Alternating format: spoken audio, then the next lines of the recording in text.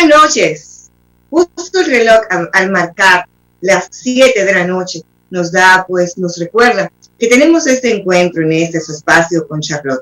Un espacio pensado, concibido, estructurado justamente para llevarte la información, llevarte aquellas orientaciones que puedan serles útil en este momento. Serles útil es una de nuestras razones básicas y se traduce en acciones que generen compromiso para cada miércoles estar contigo, acompañarte y juntos pues poder analizar los tópicos más importantes de la sociedad. Soy Mildred Charlotte y me siento inmensamente bendecida de compartir en esta oportunidad con un coach y un hombre con un gran sentido de compromiso. Y aprovechando pues esto de las redes sociales, de las redes, del internet, que han convertido al mundo en una real y verdadera aldea global. Hacemos un contacto desde República Dominicana a Medellín, Colombia, con César Riaño, quien es coach y experto en gestión de cambio. ¿Cómo estás, César? Qué placer saludarte. Mildred, muchas gracias. Muy contento de estar en el programa. Un saludo a toda la teleaudiencia en República Dominicana. Contento de poder compartir contigo y aún más de poder compartir el conocimiento y el aprendizaje generado.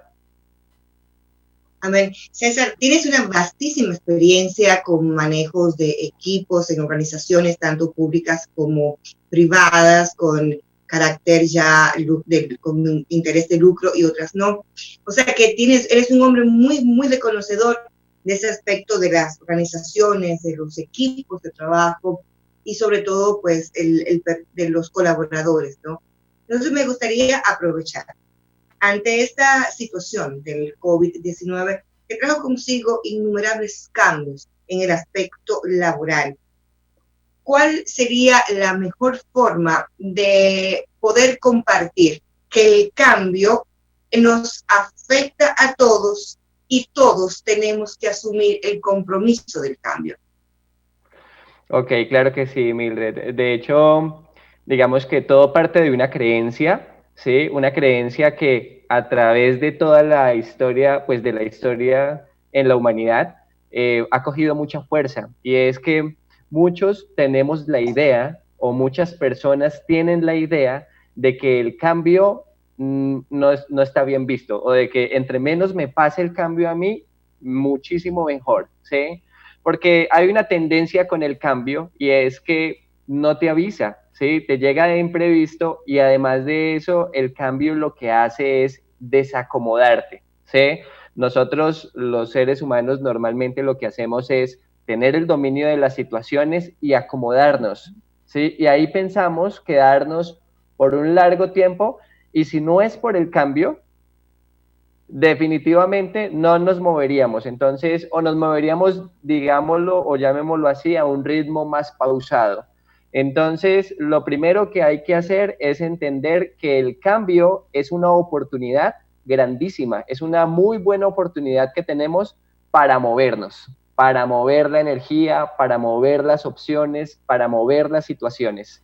Y de acuerdo a cómo asuma ese cambio, desde el principio, así va a ser. Si desde el principio yo me pongo las gafas de ver el cambio con tristeza, con miedo, con ansiedad, que seguro se genera con mucha resistencia, pues seguro va a ser muy traumático ese proceso.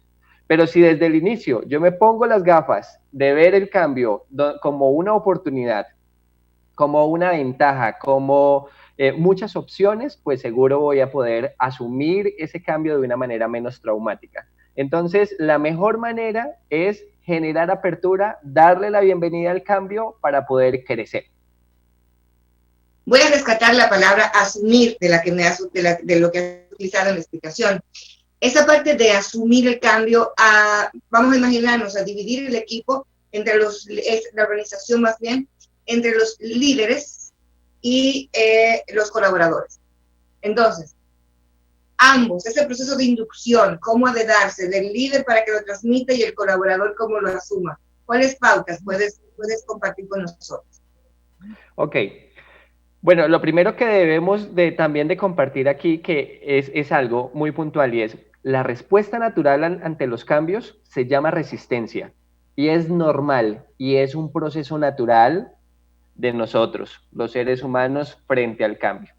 Entonces, asumir ese cambio, enfrentar ese cambio, gestionar ese cambio, depende en gran medida de la cantidad de recursos que uno tiene. Me explico. Seguro los líderes de las organizaciones tienen un poco más de recursos de acuerdo a su trayectoria, su conocimiento, su estudio, sus experiencias. Seguro los colaboradores también tienen recursos, muchos recursos, pero en ocasiones no son tan notorios o no están activados. Entonces, hay unas pautas básicas con relación a gestionar ese cambio. Y lo primero que hay que hacer es generar conciencia. Ese es el primer paso para darle la apertura al cambio y para gestionar el cambio. Generar conciencia tiene que ver con hablar sobre el cambio, generar conversaciones de valor con relación al cambio en las diferentes líneas. Si es de los líderes de la organización con sus colaboradores, es muy importante conversar, comunicar el cambio.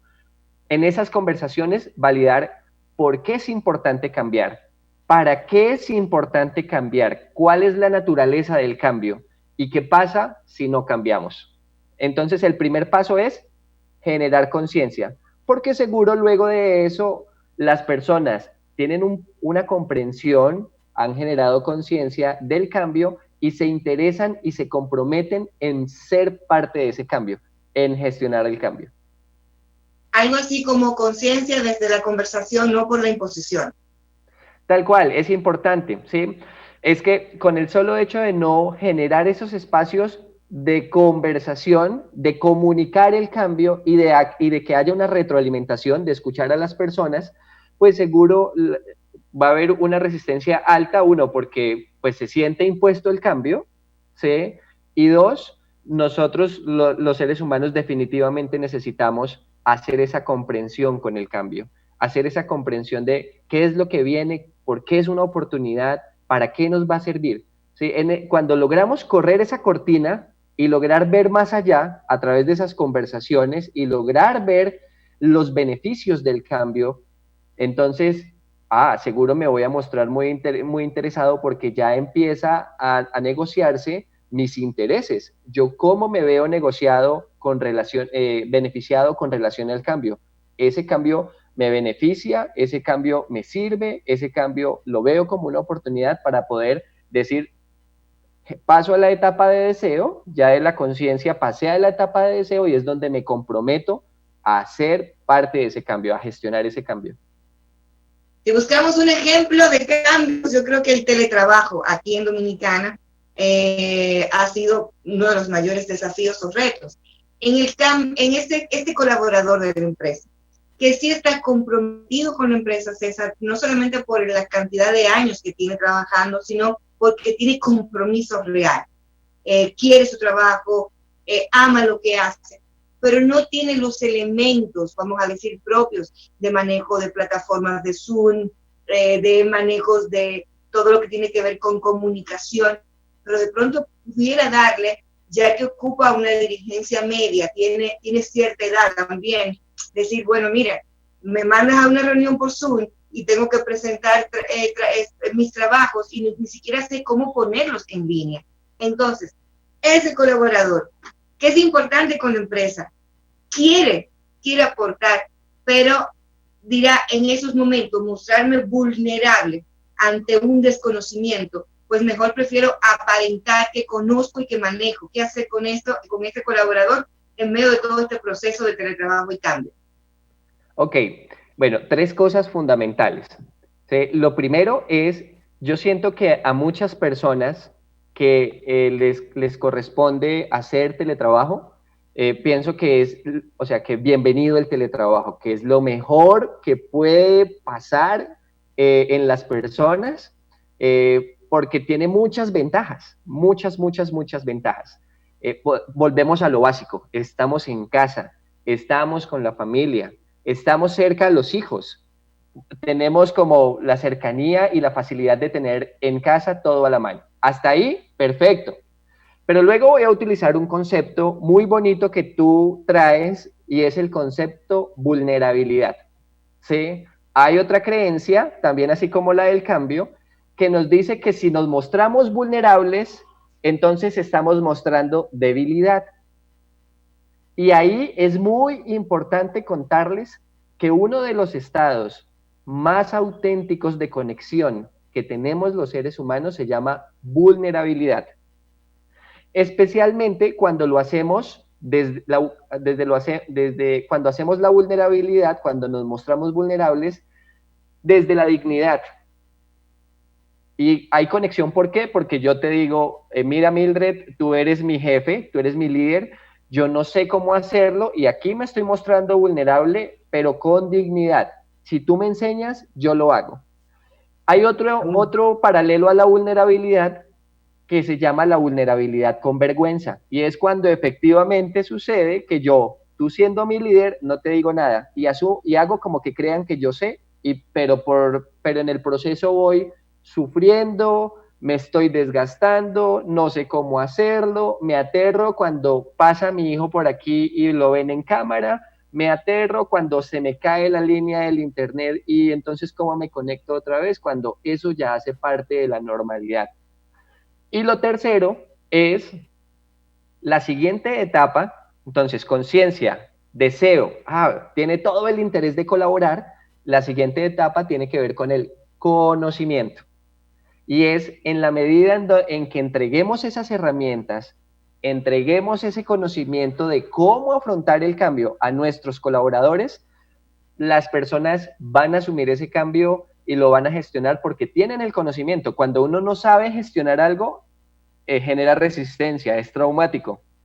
Pero cuando uno sabe porque le han transferido el conocimiento y uno ya sabe, en teletrabajo entonces debo de trabajar con unas rutinas, voy a trabajar por metas, recibí un curso o un curso introductorio sobre conexión de las redes, aprendí de un curso sobre manejo de plataformas, las que sean, y así sucesivamente, pues el colaborador se va a sentir, uno, acompañado por su líder, y dos, sin tanto miedo, sin tanta resistencia, porque va a poder asumir, enfrentar eso.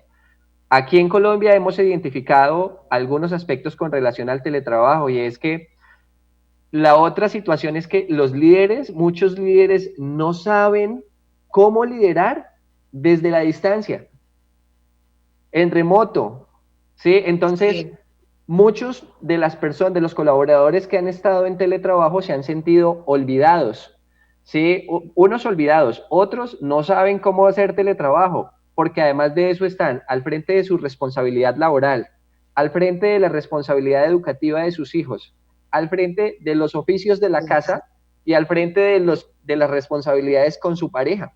Entonces, se está generando un nivel de estrés porque no hay un protocolo actualmente, ¿sí? O no hay un protocolo que nos diga cómo puedo gestionar todo esto, quién me ayuda con ese conocimiento, y ahí entonces es donde entramos a decir, sí, hay que generar acuerdos al interior del hogar, debemos de contarles cómo se hace, identificar cuáles son las necesidades, qué no sabes hacer para enseñarte. Entonces, lo primero que debe hacer un líder, uno, además de autogestionarse, gestionar ese cambio con sus colaboradores, acompañarlos, acercarse, identificar cuál es la necesidad, entregar el conocimiento, porque tan pronto entregues el conocimiento, si la persona está comprometida, lo pone en práctica y se vuelve una persona habilidosa, o sea, desarrolla la habilidad. Vamos a imaginarnos, gracias, esa persona que, tal como señalas, generó el compromiso y demás, pero si te ponemos ahora otro colaborador que de pronto tiene la capacidad, tiene el conocimiento, pero no quiere sumarse a este cambio. Es el momento para ese colaborador decirle hasta aquí y que tenga usted pues una mejor, feliz vida laboral en otro lugar, o puede realmente hacerse una inducción para volver, ¿no? Volver a tener ese contacto de compromiso con el colaborador de trabajo. Ok. Me estás hablando de las resistencias que se generan, ¿sí? Y desde ese paso del deseo, que es la segunda parte, ¿cierto? El segundo paso, se identifican tres aspectos primordiales en donde los colaboradores pueden generar resistencia. Entonces, lo has dicho muy bien, el primero tiene que ver con el conocimiento. Si las personas no lo saben hacer, hay una alta resistencia y es apenas normal. Si se identifica que los colaboradores, que algunos colaboradores tienen una creencia de sentir que no pueden asumir ese reto, ese cambio, esa es otra opción. Pero la tercera, que es a la que te estás refiriendo, es yo sé cómo hacerlo, siento que puedo hacerlo, pero no quiero hacerlo. No estoy interesado en hacerlo. Eso es un aspecto que genera resistencia. Y lo que hay que hacer ahí, digamos que hay un ABC para el manejo de las resistencias. Y tiene que ver con, tan pronto se identifica, digamos que la fuente de la resistencia, lo primero que hay que hacer es escuchar a la persona. En muchas ocasiones, solo con escuchar a la persona, y lo decíamos en un café con Charlotte en otro espacio, con el solo hecho de escuchar, y no solo escuchar desde los oídos, sino escuchar con los ojos, escuchar con esa corporalidad, tan solo con escuchar a la persona, la resistencia baja. La persona se siente escuchada y puede asumir y se siente importante porque lo están escuchando. El otro aspecto tiene que ver en el manejo de resistencia con eliminar barreras y es identificar cuáles son las causas que genera que la persona no quiera, no está interesada. Es que siento que tengo una retribución salarial muy baja y me parece que lo que voy a hacer ahorita, si sepa que lo sé hacer, no compensa. Ahí hay una barrera y hay que eliminarla en un proceso de negociación. ¿Sí? Una barrera puede ser un agente externo. Sí, puede ser un problema en su casa y simplemente él no está interesado porque no tiene la motivación. Entonces hay que acompañarle, pues el deber ser es poder acompañar a ese colaborador.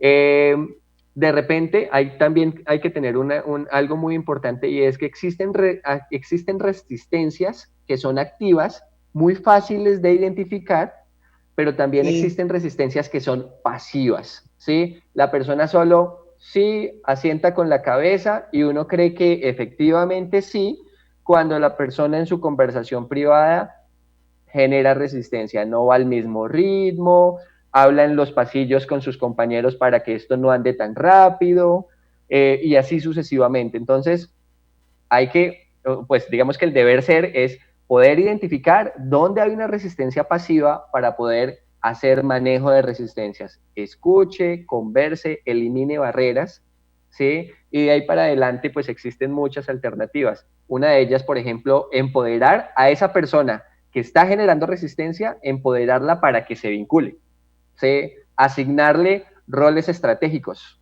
convertirlo en un aliado, puede funcionar. Hay un aspecto. Yo creo que nunca como antes, César, se dio la importancia de una conversación, de esa conversación real, esa conversación para generar nuevos acuerdos y con esto pues crear nuevas realidades como ahora.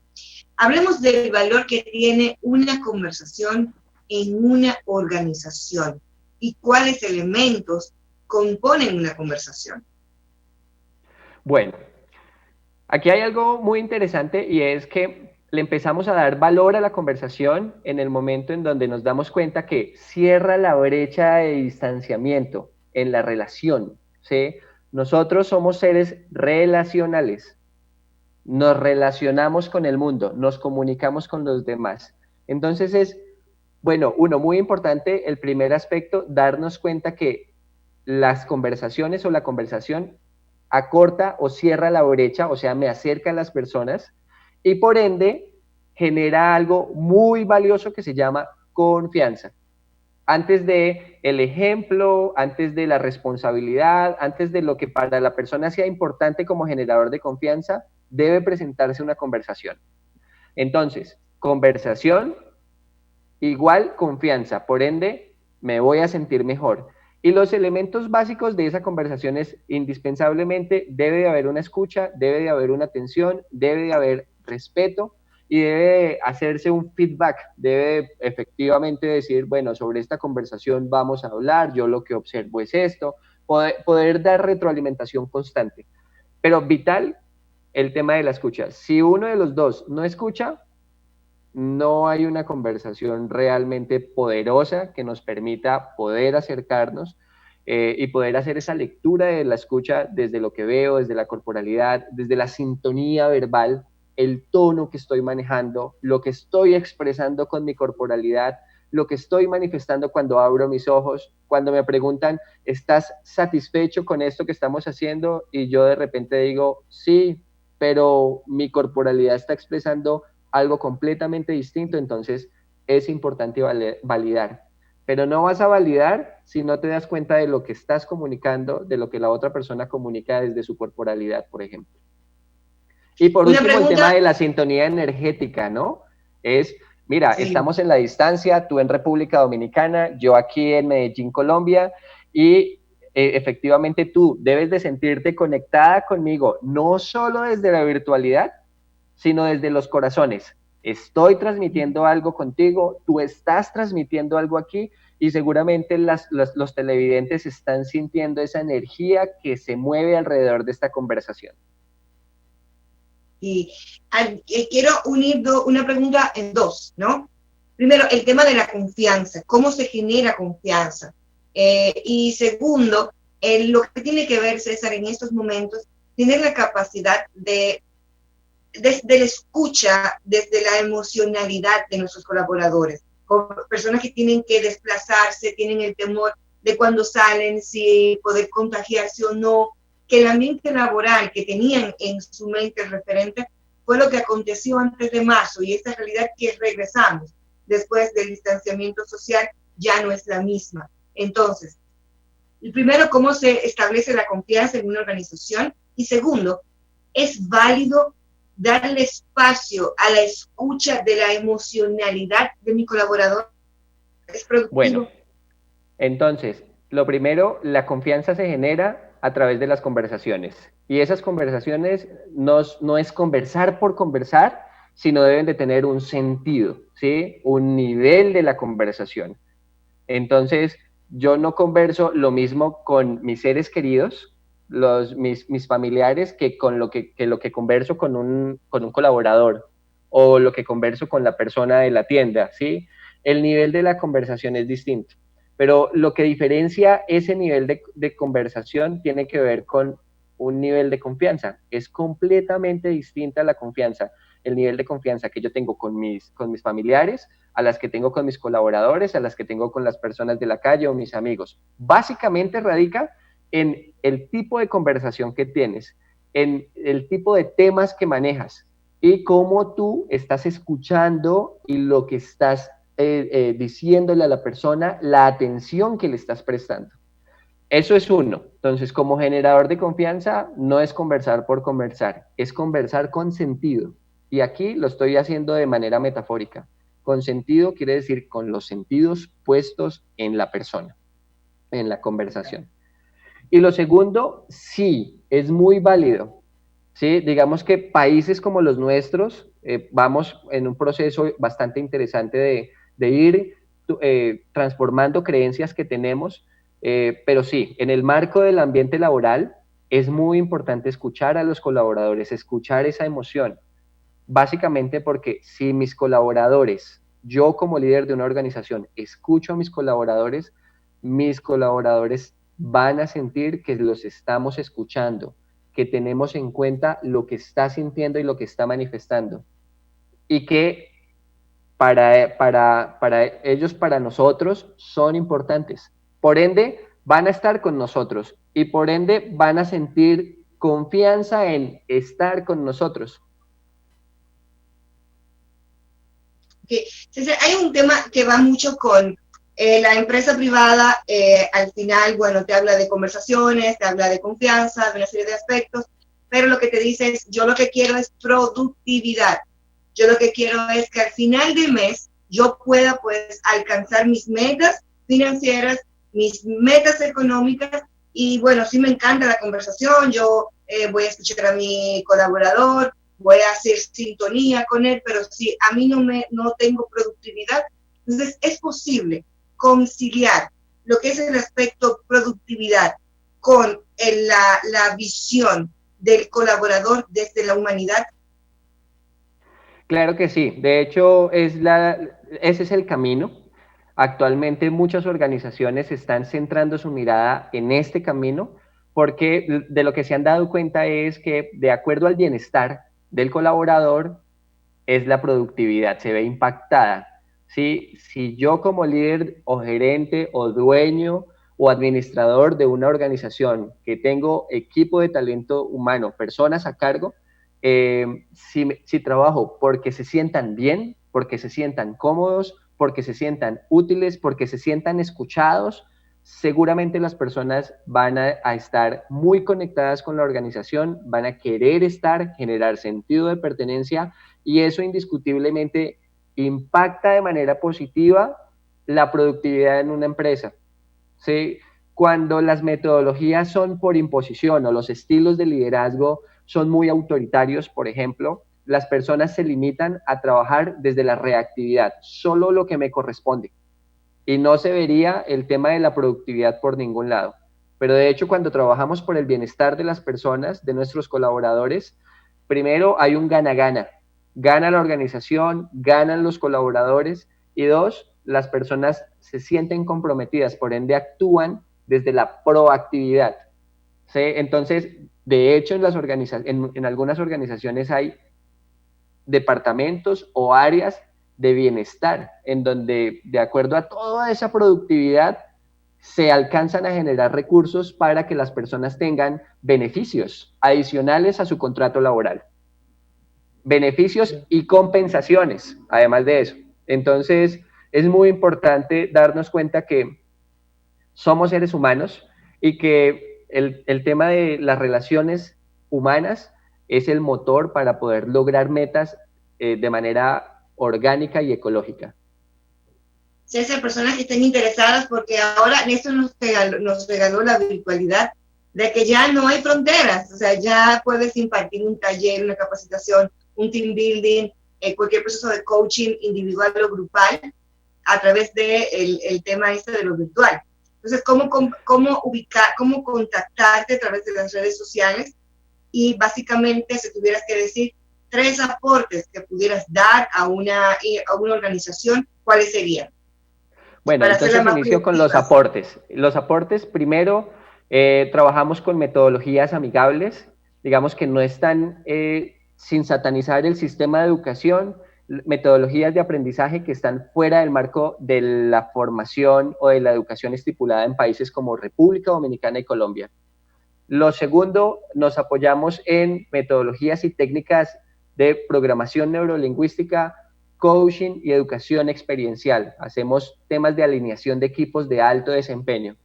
Y nosotros tenemos un programa muy integral que trabaja consultoría en temas de gestión humana, consultoría en temas de formación y consultoría en temas de gestión del cambio, que la gestión del cambio definitivamente es la que está apalancando el éxito de los proyectos.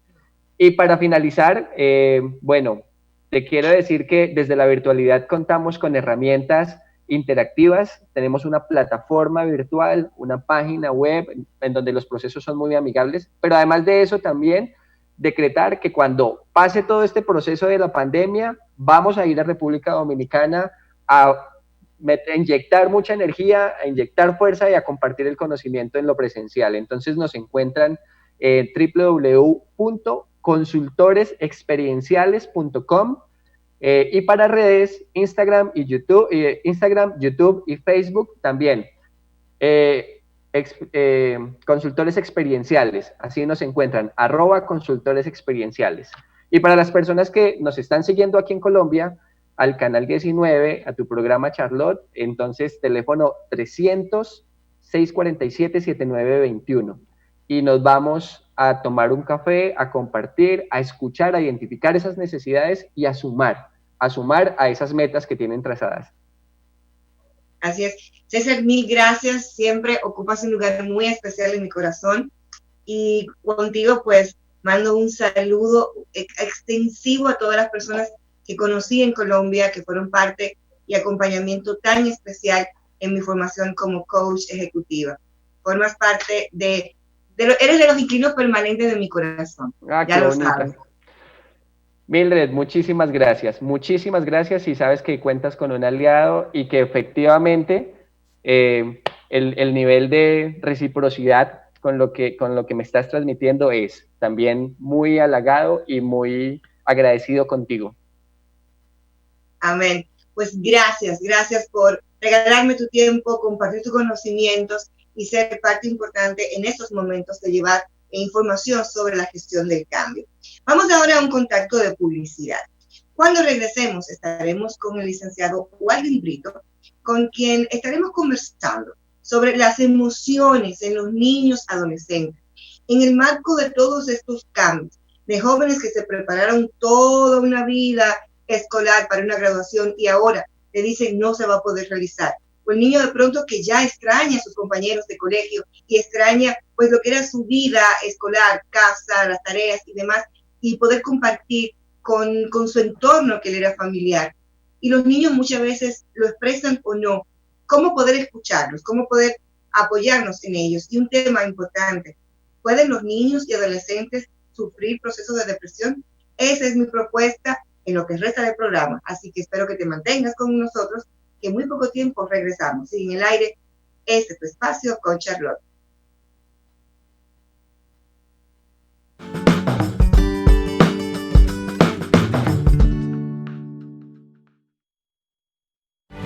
¿Qué nos hace grandes? Somos grandes porque en situaciones difíciles nunca perdemos. Nunca perdemos la fe, nunca perdemos la esperanza, nunca perdemos el optimismo. Somos grandes. A la hora de darnos fuerza y apoyo, para los dominicanos el tamaño no importa. Aquí todos somos gigantes cuando nos toca ser solidarios. Nos hacen grandes nuestras tradiciones. Nos hace grandes nuestra capacidad de amar y sorprender, reír y llorar.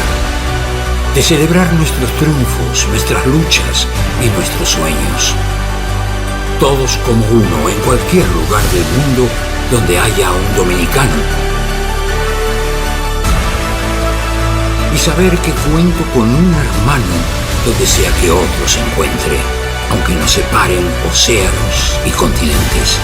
Esto que vive en cada dominicano nos motiva, nos empuja, nos inspira y nos sostiene.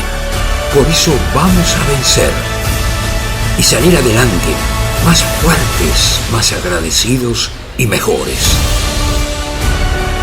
Este es el momento donde los dominicanos vamos a mostrar por qué somos grandes. En el Instituto Nacional de Bienestar Magisterial, INAVIMA, trabajamos día a día por el mejoramiento de la calidad de vida del personal docente, del sector público y de sus familiares, tanto activos como pensionados y jubilados. Brindamos diversos servicios procurando siempre la calidez, la transparencia y la responsabilidad para la satisfacción de nuestros usuarios. Somos la Casa del Docente. INAVIMA, comprometidos con el sector magisterial.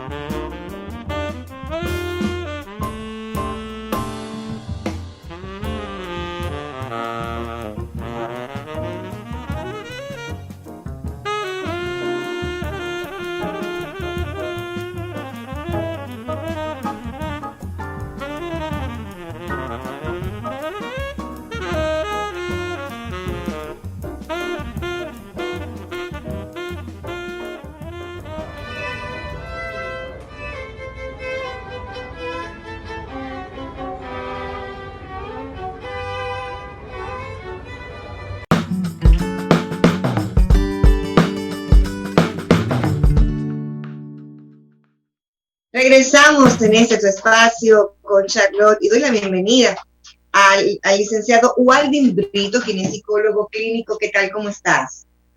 Un placer, Charlotte. Muchísimas gracias por la invitación. Amén, inmensamente agradecida primero de que cuando te contacté tuviste pues la disposición, ¿no?, de participar en este espacio. Waldin, me gustaría primero, en el caso específico como psicólogo clínico, ¿cuál es tu mirada con relación, o tu lectura más bien, con relación a la emocionalidad en los niños y adolescentes? Porque siempre nos enfocamos mucho el adulto con el teletrabajo y entendemos que los niños y los adolescentes están en su casa y que de pronto pues no pudieran sentir algún tipo de miedo, de ansiedad, o bueno, y que me gustaría que me digas cuáles otras emociones pues pudieran presentarse en este segmento vital de la población en este momento. Y es una muy buena visión, de verdad, Charlotte, porque tantísimas veces estamos enfocados en el impacto económico, en el impacto laboral que para nosotros significa la pandemia, pero para los niños, y especialmente niños que han venido acarreando y adolescentes situaciones previas, es catastrófica. En primer lugar, hay un cambio de la sociabilización para ellos, o sea, naturalmente, yo tengo una sobrina que ella es muy afectiva, muy sociable, y ella me decía, tío, yo odio el coronavirus, porque ella le dice así. Y yo, ¿y por qué? Ya tú no me puedes dar besitos, no podía jugar por de mi amiguita, yo no puedo ir al colegio, y este año yo iba a ser meritoria, tío. Entonces, el impacto social, la ruptura de la sociabilidad para ellos, le genera bastante pánico, bastante temor de pensar qué será de su vida, de sus relaciones, de sus amistades, de sus vínculos con sus maestros, pero también experimentan mucho temor, porque no solamente nosotros estamos sobreinformados, los niños escuchan lo que estamos escuchando en las noticias y entran en esta fase de terror. Muchas madres y padres de mis pacientes en esta época me han dicho, no me está durmiendo o está teniendo pesadillas de manera frecuente, y se debe muchísimo a la sobreexposición a la información que ellos también están recibiendo de manera indirecta, o si tienen acceso a un smartphone, pues también van a estar sobrebombardeados y están experimentando temores, ansiedades, depresión, pequeños episodios depresivos que se pueden ver reflejados o en su conducta o en una alteración del sueño, o, ojo, en la alteración en la manera en que están comiendo. Se comían 2 panes y ahora se comen 6. Y los papás están a grito por la despensa, pero no saben que el niño lo que está haciendo es un cuadro ansioso. Exacto, o sea que sería interesante descubrir qué emoción está detrás de esa hambre o esa ingesta de alimentos. Exactamente. Y detrás de esa hambre y detrás de muchas otras conductas que no hacían. Hay padres que me han reportado de sus hijos de 7 u 8 años que están empezando a hacerse pipí nuevamente en la cama. Cosa superada a los 4, y a los 7 u 8 años están haciéndose pipí, están haciéndose pupú en la cama. Entonces los padres, pero qué charlatanería, toma 2 chacletazos. Pero detrás de esto hay un temor terrible a lo que se está viviendo y a lo que los padres están traduciendo en el hogar. Has dicho 2 elementos claves, o sea, el temor de lo que se está viviendo y el padre. Vamos a ubicarnos en ese padre que tiene, pues, vamos siendo justos, como ponerlo en un contexto. Un padre con una presión económica, de una pareja tal vez uno suspendido y con un futuro incierto en el aspecto laboral, y están ahora en un teletrabajo donde no hay una diferenciación del tiempo y del espacio.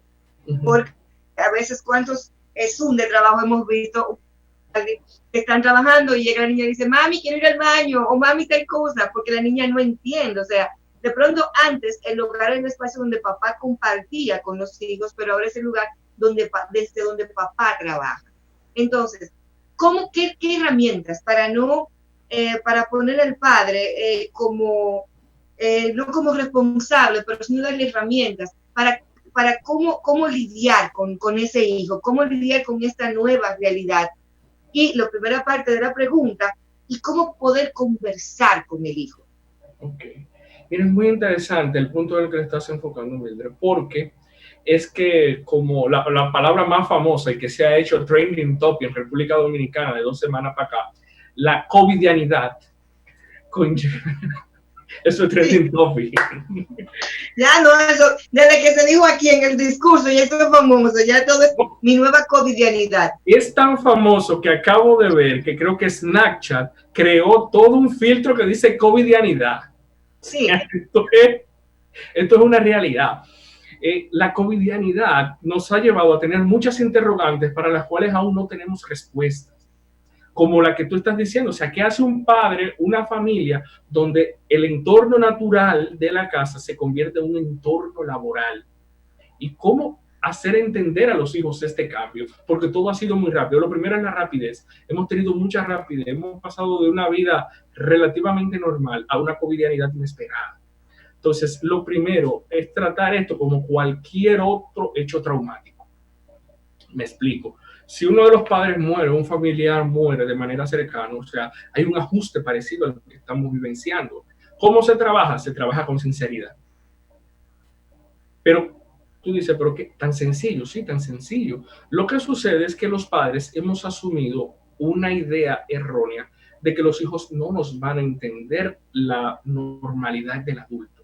Y los hijos sí lo entienden. Si usted se sienta a tratarlo como un igual, donde mi hijo y yo somos iguales y tienen mi mismo nivel de comprensión y mi mismo nivel de responsabilidad de los factores de la casa, el niño entiende. Paso a explicar. Voy a poner un ejemplo de mi familia. A mí me encanta este ejemplo. Yo he crecido en un hogar monoparental, donde mi mamá era la autoridad. Entonces nosotros, como todo niño, éramos muy apetitosos. ¿Y qué hacía con nosotros ella? Ella cobraba y me ponía a mí el mazo de dinero en la mano. Cuando yo me veía con todo ese cuarto, yo hacía así. ¡Wow! Pero mi hermano llevaba la contabilidad. Ella le decía, tanto para tal cosa, tanto para tal cosa, tanto de la luz, tanto de la comida. Y cuando uno iba viendo, a mí, pero no va a dar. No van a alcanzar. Pues está bien, no me compre pizza, no me compre los zapatos, no me compre tal cosa. Entonces, inmiscuirnos en esa responsabilidad, presentarnos su realidad versus mis ingresos, versus mis egresos. Así que nosotros entráramos en la realidad. Nadie tenía que darnos correazo ni hablarnos mal. Nosotros entendíamos que no había. Es más, el estilo de ella organizar su dinero es el estilo que yo uso como adulto hoy todavía. Entonces, ¿qué hace con los niños? Sentarlos con la realidad. Hablarle con los numeritos, los niños te entienden. Mira, papi, pagamos 15,000 pesos de casa y ahora nada más están entrando 30. Yo necesito trabajar y vamos a ver. Y otra cosa es organizarse, hacer un horario, porque las empresas nos exigen, pero usted puede organizarse, un espacio, un horario. Mira, de tal hora a tal hora, papi tiene que teletrabajar. De tal hora a tal hora, papi va a jugar contigo. Y de tal hora a tal hora tú tienes la parte más importante a todos los que nos están escuchando o viendo. Te tocan oficio en la casa. Los muchachos hay que darle oficio, aunque te tenga un servicio. A ver, atención. Hay que ponerlo, o sea, hacerlos que formen parte de las respuestas ahora. Porque ahora a todos nos ha tocado fregar, hacer trabajo de la casa. O sea, que a los niños no se les puede privilegiar quitando esa obligación. Todo lo contrario, debe dividirse cada cosa, como se hace por ejemplo en los malls, que hay un checklist de qué le toca a fulana. Así mismo, a Juanita le toca fregar, a Pedrito le toca botar la basura, al otro le toca atender al perro, y esa responsabilidad que es de Juanita no la hace el papá ni la hace la mamá. Si él no la hizo, eso se supone que tiene una consecuencia, porque tenemos que enseñarle la responsabilidad. ¿Y en qué me ayuda eso? A que si la mamá tiene que teletrabajar y ya Juanita está fregando, ella se descarga. Pero si yo tengo que terminar el teletrabajo para ir a fregar, para hacer la cena, para irlos a dormir, entonces me sobreestreso y no soy un padre efectivo. En vez de hablar con los niños, voy a ladrar, les voy a morder porque estoy muy cargado. Pero si los niños forman parte de la solución, entonces los niños manejarán más estrés, los niños se sentirán parte de la solución, se sentirán importantes, pero el padre descansará y podrá ser más efectivo. Y eso no es maltrato, eso es chocarlo con la realidad. Pero tú sabes, Marlene, que has chocado de frente con una especie, yo no diría creencia, pero sí un relato de muchos padres. Mis hijos no van a hacer no van a pasar por lo que yo pasé de chiquito. Tú le pregunté, ¿qué tú pasaste de chiquito? Bueno, yo tenía que hacer oficios en la casa, tenía estas responsabilidades, otros te dicen, tenía que irme a pie a la escuela, que me quedaba relativamente lejos y demás. Y ellos, yo lo voy a proteger, lo voy a blindar para que ellos no pasen nada de lo que yo pasé. ¿Qué le están robando a sus hijos en este sentido? ¿Qué le están quitando? Todo. Yo siempre he dicho, y lo predicaré hasta el final de mis días, las vicisitudes que tú tuviste como al crecer fue lo que te hizo el hombre o la mujer que eres hoy. Cuando tú le quitas a tus hijos eso, estás creando enclenques, le estás quitando la columna vertebral que les fortalece. Por eso nosotros vemos que este tema de las generaciones, de los millennials, cuando entran a las empresas, ninguna empresa los quiere, porque han sido generaciones que han crecido sin columna vertebral, que han crecido teniéndolo todo fácil, ahí, en bandeja de plata. Entonces, cuando un jefe te presiona, cuando un jefe te da tiempo X muy corto para responder a un requerimiento, tú te frustras porque tú no estás acostumbrado a la presión. Yo conozco casos de adolescentes que han dejado becas internacionales porque no resistían la presión, porque nunca se les dio la presión. El hecho de que nuestros hijos experimenten una frustración sana, ojo, un sufrimiento sano, les ayuda a crecer. El sufrimiento es innato a la vida del hombre. No existe ser humano sin sufrimiento. No es el sufrimiento desde el punto de vista masoquista, no. Es un sufrimiento de aprendizaje. Y pongo los ejemplos más sencillos del mundo. Para saber que nuestros hijos y nosotros estábamos vivos, al nacer tuvimos que llorar. Y si no lloraban, nos nalgueaban. Porque con ese primer llanto, los pulmones se llenaban de aire y empezaba a funcionar el cuerpo. El gatear era doloroso, el caminar nos caíamos, el aprender a correr, a montar bicicletas, a nadar. Todos los aprendizajes de la vida del hombre pasan por el sufrimiento. Cuando quitamos el sufrimiento como una experiencia en la vida de nuestros hijos, la inmadurez se mantiene. Y son niños que no asumen responsabilidades, niños que todo lo postergan, adultos que siempre terminan en divorcio o en separación en todas sus relaciones, porque nunca han aprendido el valor de la tolerancia. Cuando quitamos el sufrimiento en la vida de nuestros hijos, los anulamos, los hacemos desaparecer. Patológicamente queremos ayudarles y los terminamos dañando. Y termino con una famosa frase muy viral, y es que cuando el huevo se rompe desde afuera, la vida nace. Pero cuando tú intentas ayudar y rompes el huevo, la vida se destruye. Si el niño no tiene una ruptura con su realidad, un sufrimiento propio de la evolución, nunca madura, nunca crece. Y termina sufriendo más de lo que los padres quieren, de lo que los padres los quieren proteger. Y me recordaste, Walding, una metáfora que hay más bien un cuento de ese niño que vio esta crisálida, ese gusanito, y para que no sufriera, pues le hizo hoyitos para que las alas, ¿no? Entonces, al no poder desarrollar esa fortaleza, la mariposa nunca pudo volar. Igual nos pasa muchas veces con nuestros hijos. ¿Cómo siendo padres afectiva y efectivamente responsables podemos educar, criar hijos que puedan manejar, sortear la presión de una generación que lo quiere todo rápido y que todo lo quiere sin ningún tipo de frustración para que no tenga que ir al psicólogo cuando grande? ¿Cómo podemos los padres educar a seres humanos desde la responsabilidad afectiva y siendo efectivos como padres? Tú usas una palabrita ahí que a mí me encanta, que es la inmediatez. Nosotros somos la sociedad de la inmediatez. Estamos tan acostumbrados a tomar los teléfonos y cosas nos respondan, que si la red se frisa nos incomodamos. Uy, mira tu internet está lento. Y entonces, criar en esta época es todo un reto. Mi último proyecto de investigación, que lo hice para el título de mi maestría, yo trabajé algo en ese momento nuevo, que cuando lo trabajé todo el mundo me miró mal, el tipo está loco. Yo trabajé adicción a los smartphones en adolescentes. Y eso fue un boom, Porque no, hasta ese entonces se hablaba, pero no había nada que esté investigado. Y una de las cosas que había era esto, o sea, la respuesta a la inmediatez y la frustración ante la inmediatez. Por eso criar es un reto. ¿Y cómo lo hacemos? Fácil. Lo primero es cortar ese cordón umbilical. Los padres, tanto el papá como la mamá, tienen un cordón umbilical emocional con los hijos, que creen que si los toco con el pétalo de una rosa los estoy dañando. Lo primero es cortar ese cordón.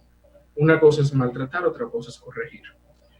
En su justa medida y de manera saludable. Segundo es poner límites.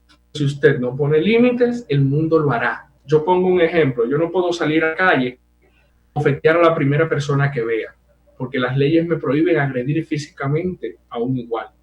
Y si no, voy preso. Entonces, lo primero es poner límites. En las casas hay que crear reglas. ¿Qué está permitido? ¿Qué no está permitido? Y cuando usted rompe las reglas, eso tiene unas consecuencias, como las leyes, como la Constitución. Agresión, tanto de cárcel. No fregar, tal cosa. Se quita la televisión por un tiempo. Entonces, hay que romper las reglas. Porque para nosotros tiene consecuencias. Si yo llego tarde a mi empleo, me amonesta. Y con 3 amonestaciones me desvinculan. Entonces, lo primero es crear reglas. Y después que usted crea reglas y las consecuencias de esas reglas, tienen que crear premios. O sea, usted tiene que barreme 2 semanas para usted ganarse la tarjeta de crédito para comprar un cosa en Free Fire. Claro. Usted tiene que ganárselo. Darse cuenta que me costó 2 semanas ganarme $1 para comprar un artículo de Free Fire, que es un juego que está a la última entre los jóvenes y los niños. ¿Por qué? Porque a mí como padre me toma 30 días ganarme ese $1. Claro, claro. Waldy, en un hogar muchas veces se juega a que se juegan los roles, que uno de los padres es la Policía Nacional y el otro los derechos humanos. Entonces, ese tipo de juego de roles, ¿qué resultado puede tener en los hijos? Desde terapia familiar se manejan 2 términos, figura afectiva y figura correctiva.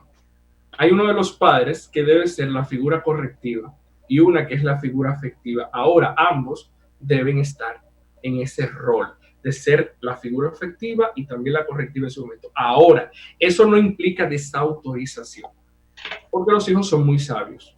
Porque entonces lo que se da, que es por donde viene tu pregunta, es el tema de la desautorización. Es que papi me dijo que yo no voy para la fiesta. Y va y le pregunta a mami, mira, hay una fiesta que viene su hermano. Ah, vete.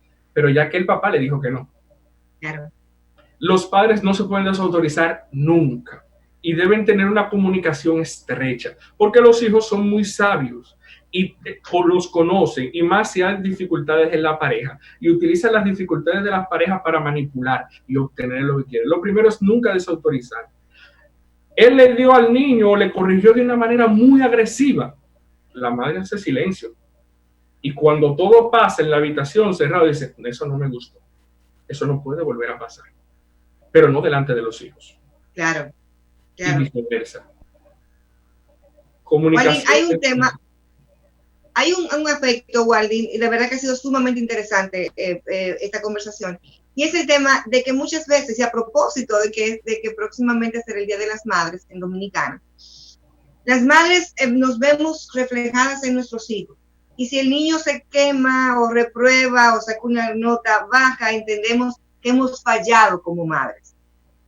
¿Cómo podríamos manejar esto de ver a mis hijos disfrutar sus logros, pero darle la bendición para que ellos puedan trillar su propio camino? Sentí la tentación de buscar un libro que tengo ahí, pero no lo haré. Yo tengo un libro que se llama Creciendo lejos del árbol. Es uno de los libros más interesantes que me ha tocado leer. Bueno, no le he acabado, tiene casi 3,000 páginas. Los padres tenemos que aprender. Los padres sufrimos de expectativas. Estamos esperando que nuestros hijos sean copias nuestras. Y cuando la madre ve que el niño se quema en matemática, no siente frustración porque el niño se queme en matemática, sino porque ella fue mal en matemáticas. Y sufre una herida del pasado proyectada en el hijo.